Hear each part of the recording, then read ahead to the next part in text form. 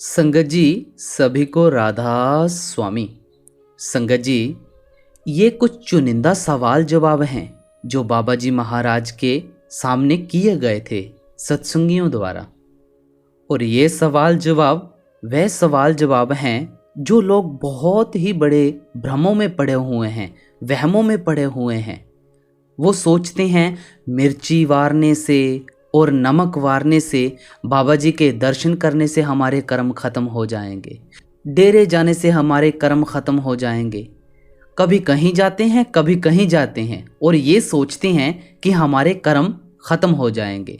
भाई, बहुत बड़े भ्रम में हो आप। बाबा जी महाराज क्या फरमाते हैं?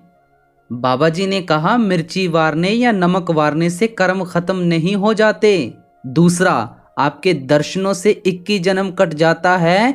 तो उन्होंने कहा ऐसा होता तो मैं अपने परिवार के साथ रहता हूँ, कब से उनके कर्म ख़त्म हो गए होते और वो चले गए होते यहाँ से।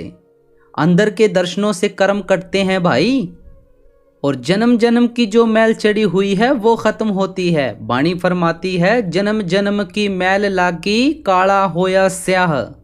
बाहरी दर्शन एक माहौल बनाने के लिए है ताकि आपको समझा सके।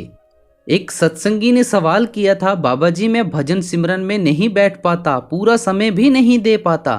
तो बाबा जी ने कहा आप कहीं नौकरी करते हैं और आप उन्हें कहें कि जी मेरे पास वक्त नहीं है, तो क्या आपको पगार मिलेगी? नहीं मिलेगी ना। तो आपने कैसे सोच लिया कि जो आत्मा की खुराक है उसे समय दिए बिना उसे तृप्ति हासिल हो जाएगी? भजन सिमरन में समय तो बेटा हंसकर भी देना है और रोकर भी देना पड़ेगा, उसके बिना कुछ हासिल नहीं होने वाला। आप एक काम करें, आप हर महीने 5 मिनट अपना बढ़ाते जाएं और मन लगे ना लगे अपना समय पूरा दें। अगला एक सत्संगी ने सवाल किया, बाबा जी सिमरन के बाद भजन में बैठना ज़रूरी है? बाबा जी ने कहा बेटा आपने खाना बना लिया पर उसे खाया ही नहीं तो पेट कहाँ से भरेगा? सिमरन मन को एकाग्र करने के लिए है। जो कुछ मिलेगा चढ़ाई होगी वो भजन सिमरन के ज़रिए ही होगी।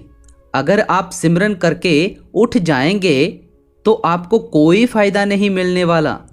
अगला सवाल एक सत्संगी ने किया, बाबा जी आप जो सिमरन में बैठने के लिए कहते हैं कि कमर सीधी रखो, थोड़ा सा शरीर स्ट्रेस हो जाता है, आप बोल दो ना, जैसा चाहें वैसा बैठें।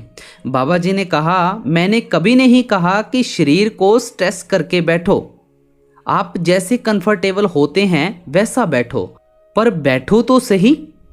अगला सवाल, बाबा जी कर्म क्या हैं और उससे कैसे छुटकारा पाया जा सकता है? बाबा जी ने कहा बेटा कर्म से कोई नहीं बच सकता।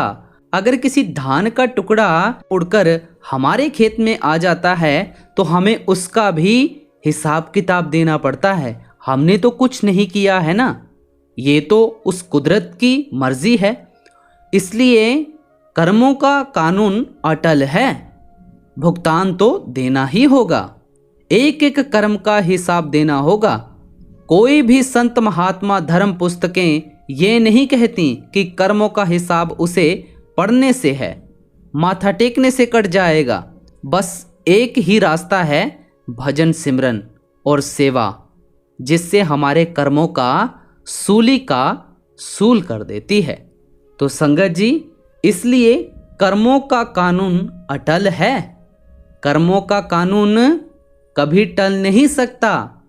कर्म जो जो तू करेगा भुगतना वो ही भरना, कर्मों आपो अपनी कै नेड़े कै दूर। तो कर्म करते वक्त 100 बार सोचें कि हम कौन सा कर्म कर रहे हैं, हम किसको नुकसान पहुंचा रहे हैं, हम क्या कर रहे हैं। पहले 100 बार सोचें, क्योंकि कर्म तो हमें देने पड़ेंगे, बाद में पछताना भी हमें ही है। राधा स्वामी जी।